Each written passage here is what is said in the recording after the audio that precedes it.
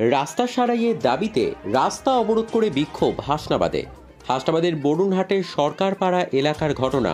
বরুণহাট পঞ্চায়েতের সরকারপাড়া এলাকা থেকে পাটলিখানপুর অঞ্চলের মাঝিপাড়া পর্যন্ত 1.5 কিলোমিটার রাস্তার বেহাল দশা।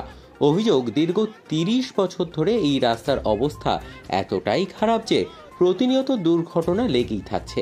এই রাস্তা দিয়েই এলাকার 6টি স্কুলের ছাত্রছাত্রীরা প্রতিনিয়ত যাতায়াত করে। অসুস্থ রোগীদের হাসপাতালে নিয়ে যাওয়া আসারও অন্যতম প্রধান রাস্তা এটিই। প্রতিদিন হাজার হাজার মানুষ এই রাস্তা দিয়ে চলাফেরা করে। প্রয়োজনীয় রাস্তা হওয়া সত্ত্বেও এই রাস্তার সংস্কার নিয়ে কারও কোনো ভ্রুক্ষেপ নেই বলেই অভিযোগ স্থানীয়দের।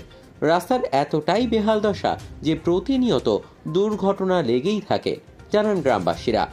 চলাচলের পথে রাস্তায় পড়ে গিয়ে হাত পা ভেঙে যাওয়া থেকে ছোটখাটো দুর্ঘটনা নিয়ে রীতিমতো তটস্থ স্থানীয়রা।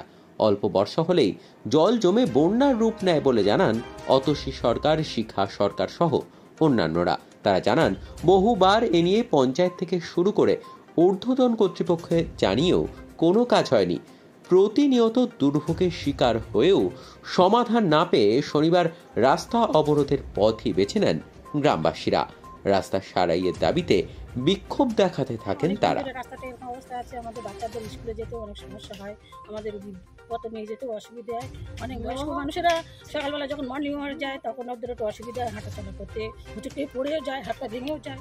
এরকম বিভিন্ন সমস্যা, কত সমস্যার কথা আপনাদের সাথে বলবো। এই রাস্তাটা যাতে আমরা সমাধান করতে পারেন সেই চেষ্টা করুন। এই যেমন পঞ্চায়েত প্রধান এদেরকে জানানো সেই ধরনের অনেকে গিয়েছে, আমি যাইনি, অনেকে গিয়েছে। আমরা অনেক প্রধান মেম্বারদের অনেক কিছু বলেছি, হবে হবে করে আমাদের এই অবধি থামিয়ে রেখেছে। আপনার নাম? অতসী সরকার। দুর্ঘটনা ঘটে না, রাস্তাঘাটে যখন তখন তো অ্যাক্সিডেন্ট হচ্ছে, পড়ছে, দুজন যদি চলতে পারে না মোটর সাইকেলে, পড়ে গেলেই হাত ভাঙছে, পা ভাঙছে, বাচ্চারা পড়ছে, ভেঙে যাচ্ছে, তাহলে অসুস্থ মানুষগুলো নিয়ে যাওয়া যাচ্ছে না, হসপিটালে নিয়ে যাওয়া যাচ্ছে না।